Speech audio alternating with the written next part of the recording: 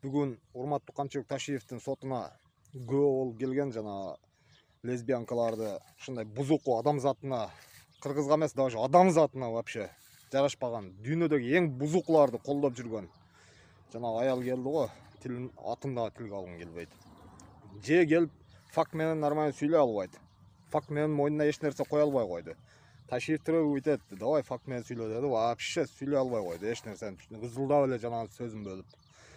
Анан Ташиев анын атасына кылган жакшылыкты айтса, анда дагы Ташиев биринчи барган экен. Мен барган биринчи жардамды мен көрсөткөм сенин атаңа деп. Неме болсо жакшылыгын көргүсү келбейт. Азыркы Ташиевди критика кылып аткандар точно ушунун маскасындагылар да. Ташиевдин жакшылыгын көргүсү келбей, бүт ушул жамандап Ташиевди жок кылыш керек. Булар кыргыздын настоящий душмандары. Бул Ташиевдин эмес, кыргыз калкынын душмандары буларчы. Ташиевдин кылган иштерин жокко чыгарып аткандар. Бирок Ташиев ак буйруса акталат. Ташиевдин артында биз до конца турабыз. Эл үчүн, жер үчүн, мекен үчүн күйгөндөр мына биз патриоттор.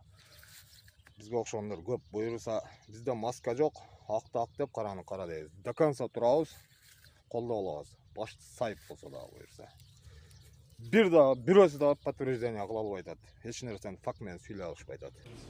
Сизде ошондой фактыларыңыз бар беле, бирөөдөн уктуңуз беле, бирөө сизге айтты беле, же болбосо кайсыл бир нерсени көрдүңүз беле деп сурап атабыз. Фактыңыз болсо айтыңыз. Же жок, бул менин саясий гана көз карашым болчу десеңиз, аны айтыңыз. Ооба, менде факты жок.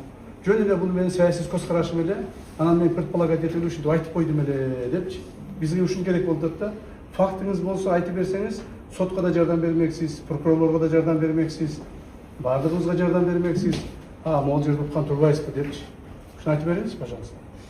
Ассаламу алейкум, жалпы кыргыз элим. Сиздерден жардам сурап кайрылып жатамын. 3 баланын жалгыз бой энесимин. Ортончу балам Умар, 6 жашта, диагнозу ДЦП, врожденный паралич. Кайдыгер карабаган кыргыз элим. Уулум Умарга жардам бериңиздер. Балдарыңыздар оорубасын. Жараткан Аллах Таала өзүнөн башка эч кимге муктаж кылбасын. Уулум Умардын жок дегенде отуруп калышына жардам бериңиздер. Балам жок дегенде өзүнүн тамагын өзү ичкенге жардам бериңиздер, суранамын. Уулум Умарды таштабаңыздар.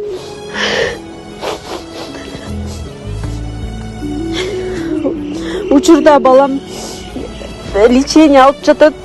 Баламдын алган лечениясы токтоп калбаш үчүн жардам бериңиздер, суранамын.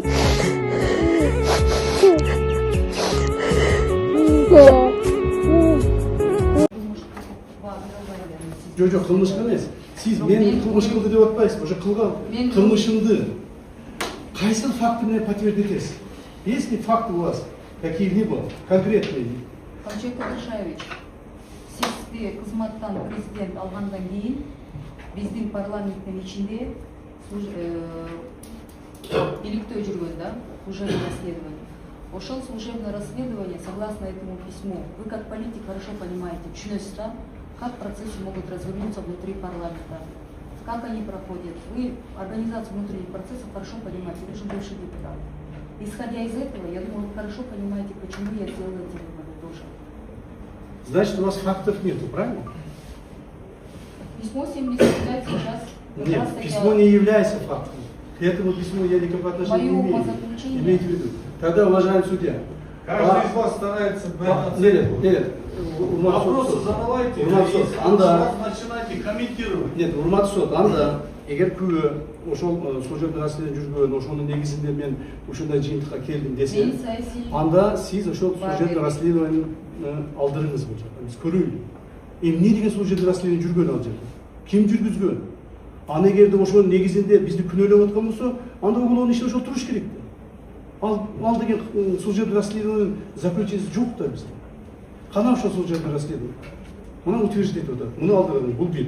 Экинчиден, урматтуу сот, сиз мени перебивать этпей, мен айтып коеюн. Сурап алдым. Факт эмне болушу? Факт. Сурооңузду бериңиз. Вот суроону берип атам. Факт то, что является конкретный человек, который сам увидел. Я увидел, как вашего отца убили. Я первым прибежал туда. Я попытался оказать ему помощь. Я вам это рассказал. неправда. Вот это является Это фактом. неправда. Вот тогда вы у Это меня в неправда, кабинете не плакали. манипулируйте. Когда убили моего отца, там была моя Плакали. сестра. Да. Это не Я было. там первым прибежал. Я могу сюда привести людей. Понимаете? Вот это факт. Свидетель. Вот когда ваши отцы убили. Вот это факт. А то, что вы говорите свои высказывания, вот это политические не поняла, вы мне высказывания, угрожаете? превращая. Причем тут убийство А моего почему отца? вы меня обвиняете? Вы мне Я вам угрожаете? Не угрожаю, вы меня При чем обвиняете. тут мой отец? Нет, Вы зачем? потому что это я факт привожу. Вы знаете, что это Вы психологическое придете насилие чист и давление? чувств. Свидетель. Вот. Не вам Да. приводить меня в чувство. Да потому что вы факты Не вам говорите. приводить меня в чувство. Понимаете? Ошибка. Свои политические Вы высказывания привыкли не всех надо мне говорить. обманывать и врать.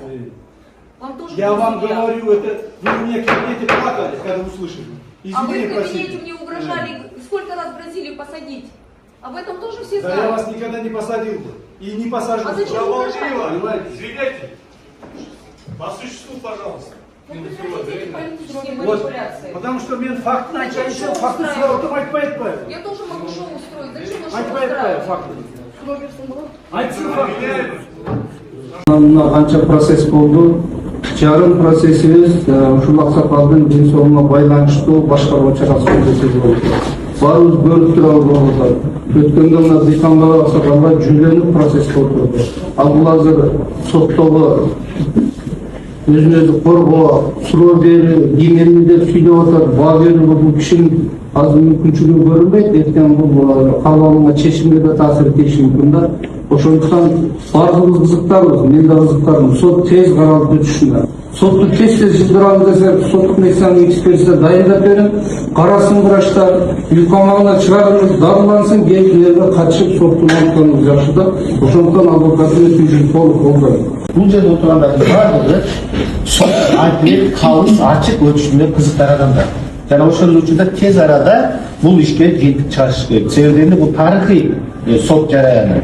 Бул жерде жок нерседен бир атайын бир ушундай маселеге келдик. Бул тарыхый жараян болуп калат. Андыктан акты ак, караны кара деп чекип койгонго бул жерде отургандардын баардыгы ошонун учурда коомчулукка кызыктар. Ошон үчүн биз жараянды мыйзамдын чегинде, бардык мыйзамдын талаптарына ылайык өткөрөбүз десек, анда биз башынан ээлге түзүп отуруп, ушул кемчиликтерди, ушул баягы терс көрүнүштөрдү жоюп алышыбыз керек. Антпесек, сот жараяны дагы узарат.